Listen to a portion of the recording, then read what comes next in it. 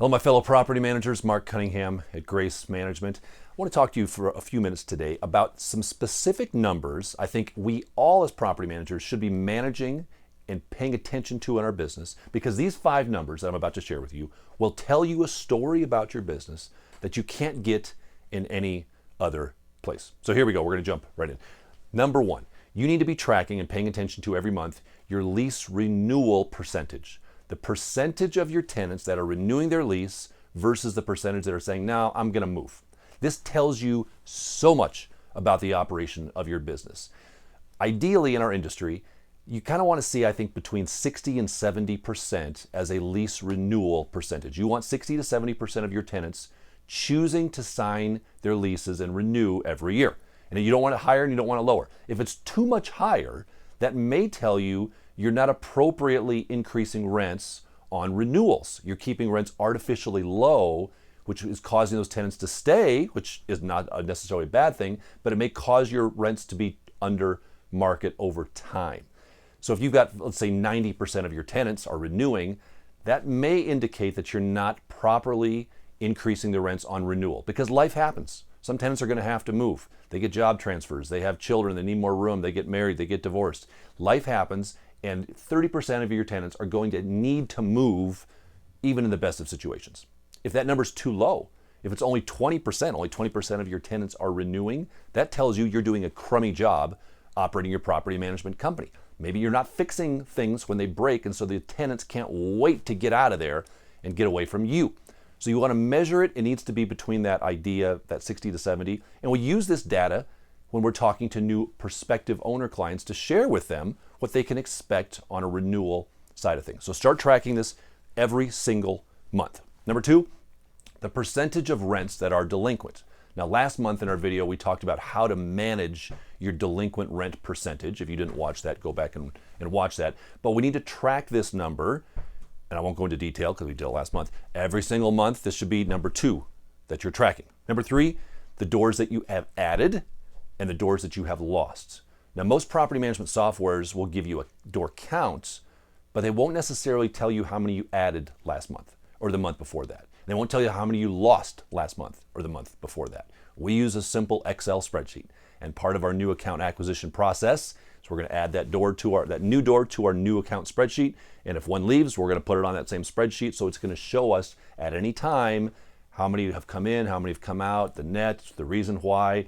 But this is something that softwares, for whatever reason, don't seem to track the way we would like it tracked, so therefore you may need to track this manually. Now, before I tell you number 4, I want to thank the sponsor for this month's video, Citizen Home Solutions. There are very few slam dunks we should all be doing things in this industry. Citizen Home Solution is one of those things. We use them, we love them. They are a concierge service to help your tenants get their utilities transferred upon move-in. So this is a huge benefit you can give to your tenants to say, hey, this company will help you transfer utilities. They'll help you get your cable set up. They can get security systems set up, your internet. How much do they charge? The big fat 0 to you. And they actually have a rebate program that would potentially pay you as the landlord money. It's a no-brainer. Jump on their specific PM website, which is pmcpartner.com. Get a demo. Tell them to set you up the same way they set us up at Grace Management. We love Citizen Home Solution. Okay, number 4, profit margin. How much profit is your company making? Now, in case you didn't know how to calculate that, it's simply taking your net income, meaning your income left after you pay all your bills, how much money is left, divide that by the total income of your company. Now, this is not rents. We're not talking about your trust accounting here. We're talking about your business. You bring in the management fees, you bring in your income, you pay your people, you pay your light bill, you pay your insurance. How much money is left in your account? That's your net income divided by the total income. It's going to tell you your profit margin. Now, what should a profit margin be in our industry? It's all over the place. I've seen profit margins in the single digits. I've seen profit margins get up to 50%. It's all over the place. It's going to vary based upon where you are geographically. It's also going to vary based upon the size of your company. Typically, the bigger your company gets, the lower your profit margin percentage is going to become because you have more overhead.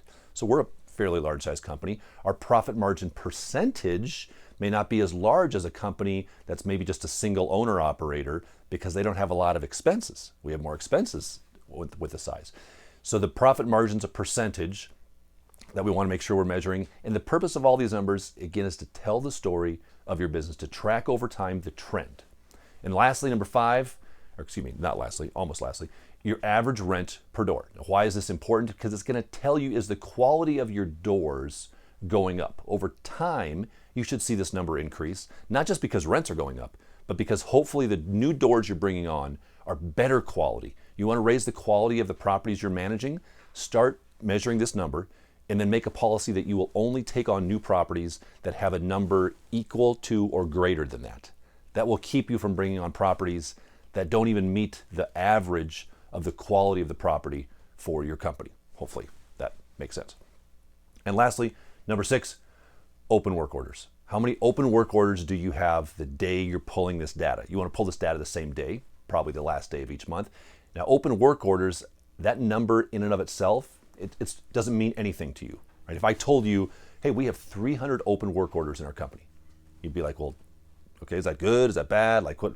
So what, Mark? So what? But if I told you this, if I said, the last 6 months, we have always had 200 open work orders the last day of the month. This month, we've got 300. Well, now you would trigger a question. Now you'd say, well, something's wrong, Mark. Why? That's the purpose of these numbers, to trigger the question why when you see something get out of whack. Now, maybe we have an extra 100 open work orders because we've added a lot of new doors. Maybe it's turnover season, and so we have a lot of maintenance items that are being taken care of as properties turn. Or maybe we just are dropping the ball on maintenance and we're not getting things fixed the way we should. That's what these numbers tell us. Now, all these numbers we track on a regular basis. We use in our company what we called our CEO dashboard, It tracks 35, I think, different metrics like these in spreadsheet format that we pull every single month. We put them on there and it comes to me, and it's just a column on Excel, and it's going to show every single month, January, February, March, April, May. So I can look at that doc and I can see not just the number, but I can see the trends. The trend is what's so important. I can see if our open work orders are going up, is it going down, is it holding stable? I can see is our profit margin going up? And there's a lot of other numbers, obviously. By the way, if you're a member of our PM video coaching group, you have that doc. If you're not a member of our PM video coaching group, I would invite you to join that group, get access to all of our stuff, but especially our CEO dashboard as well. If you want to do that, jump on our website, pmbuild.com, go to our coaching tab, go to the video coaching, sign up now, and we'll make sure that we get that doc to you and you can begin the process with us. But we've got all sorts of other information for you on our PM Build site, videos, coaching, system manuals, income stream training, whatever you need to help you build, grow, and protect your property management business, you will find on pmbuild.com. My friends, I wish you success, and I'll see you in 2 weeks.